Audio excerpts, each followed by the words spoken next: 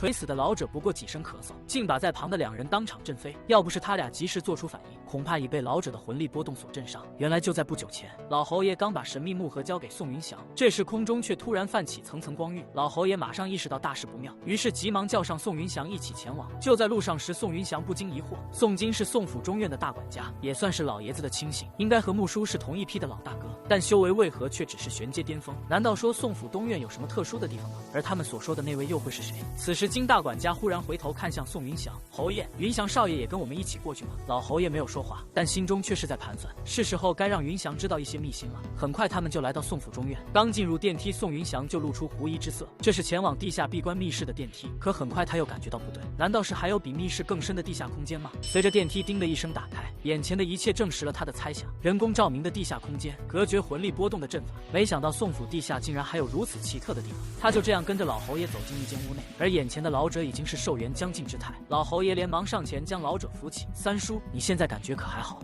听到三叔后，宋云祥很是震惊，竟然是老爷子的三叔。圣阶波动就是从他身上发出来的吗？前世从来没见过这号人啊！如果是圣阶的话，莫非他是某尊使元机甲的素人？此时三太爷正慢悠悠的开口：我感觉到大限将至，恐怕所剩时间已经不到1个月。这个小家伙是谁？老侯爷马上出言回答：三叔，他是我的孙子云祥。听闻小家伙是云祥后，三太爷看了一眼宋云祥，是小浪和九儿那个魂脉残缺的儿子吗？宋云祥见状赶紧跪地叩拜：小子云祥见过三太爷。三太爷伸手示意他不必多礼，可就经过这一触碰，三太爷就感知到他的修为是地阶初期，而且还修复了魂脉，于是便高兴地叫他起来。而宋云祥在谢过三太爷之后，立即吩咐系统复制三太爷的魂玉机甲。可过了好一会也不见丝毫动静，怎么回事？为什么新主系统没有反应？这时三太爷突然捂住胸口，老侯爷急忙问他怎么了，而此时三太爷已经忍不住咳嗽出声，所散发出来的魂力波动将他们当场震飞。老侯爷立刻撑起罡气屏障挡住，宋云祥也凭借飘逸的身法躲过波动涟漪。这一幕让老侯爷内心无比惊讶，好小子，圣阶魂力波动竟然都无法伤到你，看来你的实力绝非一般啊！然而此时宋云祥却是更加疑惑，原来三太爷就是隐藏在咱们宋家的圣阶强者，可为何新主系统却不能复制他的魂玉机甲呢？